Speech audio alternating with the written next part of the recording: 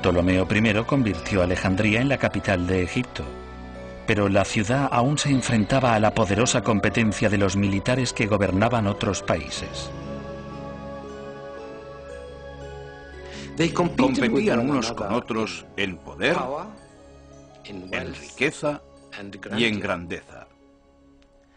Uno de los campos de competición era la cultura. Ptolomeo quería que su ciudad fuese no solo la capital de un poderoso país, sino un centro de ilustración, conocimiento y aprendizaje. Los primeros ciudadanos de Alejandría eran egipcios, soldados macedonios, una gran comunidad judía e inmigrantes griegos. Gracias a Ptolomeo, Alejandría empezó inmediatamente a atraer a influyentes intelectuales de todo el mundo griego. Ptolomeo I era un hombre de voluntad de hierro y gran inteligencia.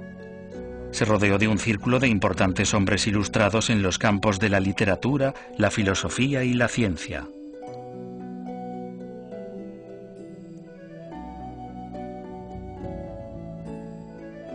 El arquitecto Demetrio de Falero asistió a Ptolomeo en el diseño de los planos del nuevo centro.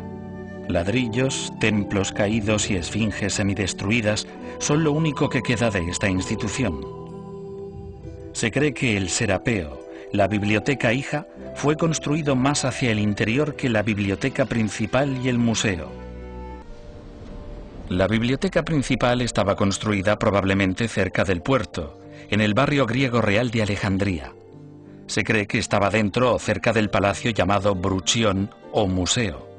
Los estudios que se desarrollaban allí eran costeados por la Casa Real. Muchos sabios locales recibían un sueldo del rey. Los ptolomeos estaban lógicamente orgullosos de su biblioteca.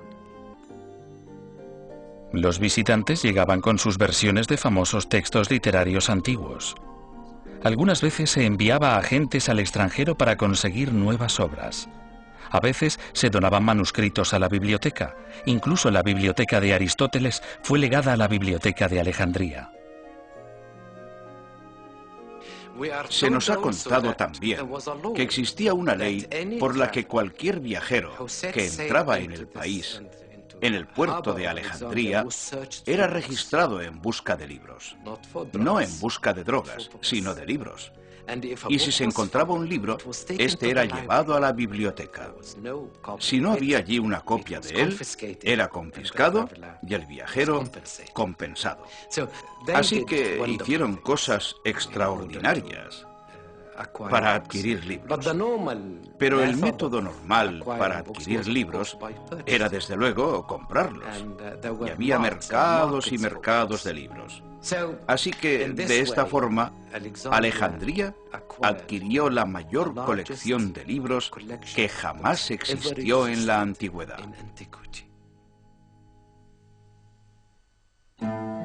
¿Cuántos manuscritos contenía la biblioteca de Alejandría? El objetivo de Ptolomeo era conseguir toda obra escrita existente en el mundo griego y más allá.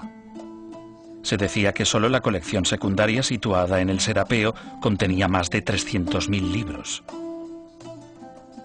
Pero con el paso del tiempo, la colección creció todavía más. En la biblioteca de Alejandría, los manuscritos no solo eran almacenados. Eran utilizados como fuentes de investigación y de referencia para los nuevos estudiosos. Y los libros más valiosos eran copiados por escribas locales e intercambiados por libros de otras partes del mundo antiguo. Algunas de las obras más importantes de la historia se habrían perdido para siempre de no haber sido copiadas en Alejandría. Cada obra debía ser catalogada, posiblemente referenciada y colocada en su lugar. Los bibliotecarios debían ser capaces de encontrar los libros fácilmente y nuevas obras entraban constantemente a raudales.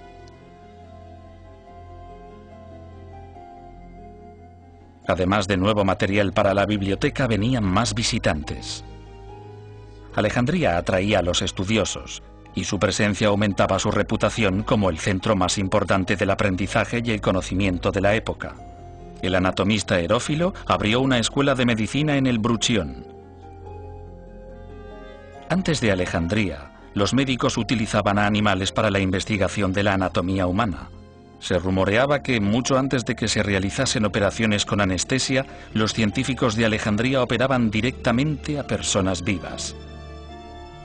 No existen pruebas de ello, pero Herófilo fue uno de los primeros en realizar reconocimientos médicos de cadáveres humanos.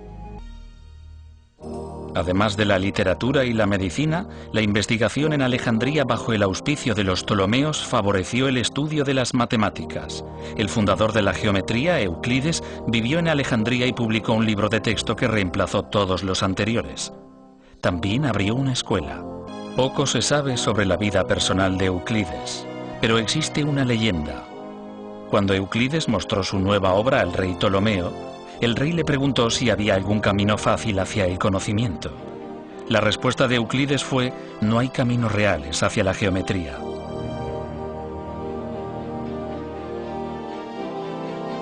Ptolomeo trabajó sin descanso para construir la biblioteca, pero cuando envejeció encargó a su hijo el gobierno de la tierra de los faraones. Y cuando Ptolomeo murió en el año 283 a.C., Ptolomeo II se convirtió en el único soberano de Egipto. La gran dinastía tolemaica continuaría durante casi 300 años hasta la muerte de Cleopatra y dejaría una huella indeleble en la biblioteca de Alejandría.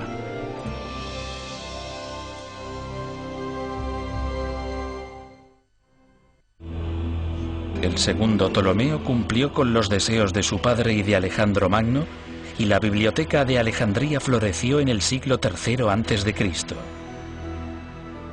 Ptolomeo II gobernó con su hermana y bajo su reinado la biblioteca y el museo crecieron y prosperaron. Fue la edad de oro de Alejandría.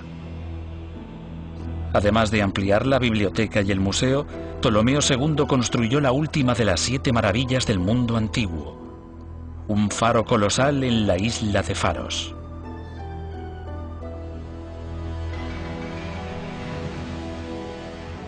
Hoy, los cimientos del antiguo faro están enterrados bajo esta comparativamente moderna edificación islámica, el fuerte militar de Qaid Bey.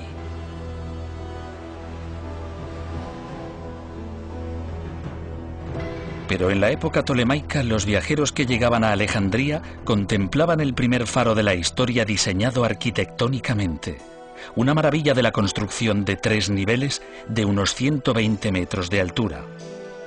Se precisaban enormes cantidades de combustible para mantener el faro encendido. Los antiguos quemaban seguramente excrementos animales para poder enviar un poderoso haz de luz de bienvenida de Alejandría al mundo.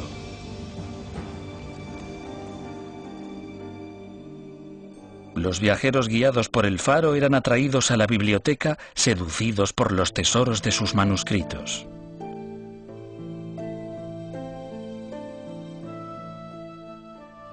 La historia de Egipto sería una de las cosas típicas que se podían encontrar en la biblioteca. Historia y archivos y literatura serían un ejemplo del tipo de documentos necesarios para que un estudioso pudiese realizar su investigación. La dificultad estaba desde luego en que había 2 idiomas implicados, el egipcio y el griego. Pero la lengua básica de la biblioteca era casi en su totalidad el griego, ya que había un soberano griego, una corte griega y una cultura griega impuesta en la increíblemente antigua civilización de Egipto. La biblioteca almacenaba todo tipo de literatura. Todos los grandes filósofos griegos deben haber estado representados, incluyendo los escritos de Diógenes. Diógenes se había inspirado en un joven campesino que vivía en la sencillez. Como ese joven, Diógenes renunció incluso a su copa usando para beber sus propias manos. Diógenes se despojó de todos los objetos mundanos. Reunió a un grupo de pensadores de mentalidad parecida, conocidos como los cínicos, y documentó sus visiones críticas de la antigua sociedad griega.